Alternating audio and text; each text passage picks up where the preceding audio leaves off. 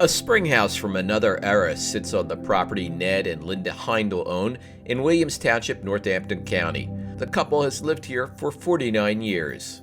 It's nice to get home here in the evening where there's birds, nature, wildlife, and a few more than 3 cars pass per day, but not many more than that. They've agreed to preserve most of the 110-acre tract of land as open space. The PennEast Pipeline will cut near where the spring house sits. A variety of plant and animal species is found here, as well as a Native American camp and burial ground.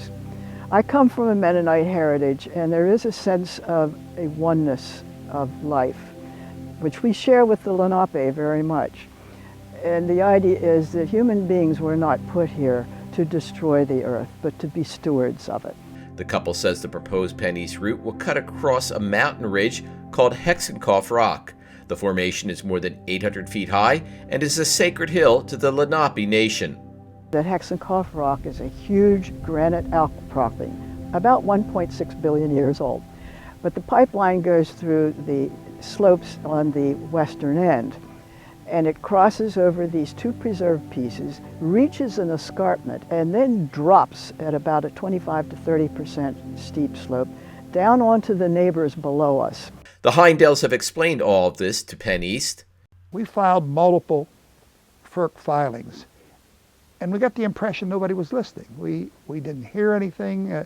Frankly, they blew us off at every issue that we raised. Judy Paulus lives on the other side of the ridge. The line will not only cut across her land, but through the property of 4 of her relatives. We're concerned is going to be a big problem with the water runoff when we do have heavy rains, because we get a big washout. She has safety concerns. We're in the blast zone, so there's really, that's just about all there is to it. It's a big concern. PennEast has said the gas the line will carry is needed in places such as New Jersey, but energy experts disagree. New Jersey has more than ample supply of natural gas. The volume that the PennEast promises to bring would oversupply New Jersey by more than 50% of its current consumption. I think that the PennEast proposal is ill-conceived and probably disingenuous in its statement. New Jersey simply doesn't need the gas. The Delaware Riverkeeper Network and concerned citizens have asked the Delaware River Basin Commission to hold 7 separate public hearings along the PennEast Pipeline route. And we need 7 separate hearings so that the DRBC is coming to the people and everybody has fair opportunity to get access to those hearings and to be heard. And there's no risk that people show up and don't get the opportunity to speak because the commission ran out of time, which is what happened at the last FERC hearings on PennEast. Both the Heindels and Judy Paulus have forbidden PennEast from coming on their property and conducting a survey. It's hard to not use the word bully when you're talking about PennEast and its sister companies in a situation like this.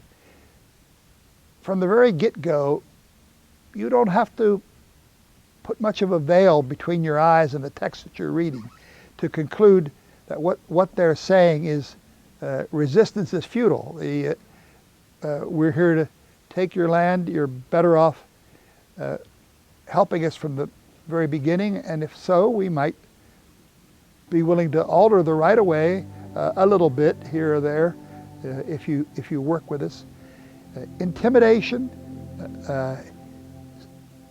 implied threat, top-down force, meaningless participation, at least from their perspective, on the part of the little people who are going to see this intrusion through their property, and certainly no respect for the concept of environmentally sensitive or preserved lands.